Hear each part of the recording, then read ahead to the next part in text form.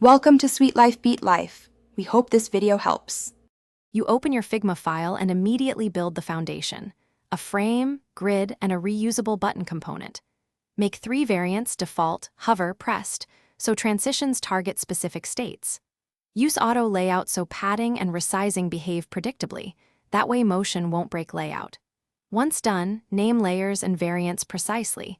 Clear names make prototyping links faster. You now have the first actionable setup: a component-based button ready for interactive transitions and tidy state management. You move to the prototype panel and connect the default variant to the hover and pressed variants using while hover or on tap triggers. Choose Smart Animate so Figma interpolates layer changes, then set duration between 200 and 350 milliseconds with an ease curve that matches intent. Make sure you animate only changed properties: position, opacity, fill, corner radius, and shadow, so motion looks natural. Once set, preview in the inspector. Iterate timing and easing until the movement feels responsive and clear.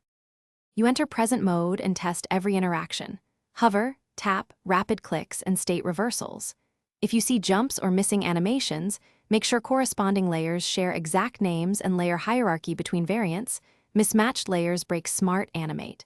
Also confirm auto layout hasn't changed structure unexpectedly. For more complex sequences, use overlays or add small delays to stagger transitions.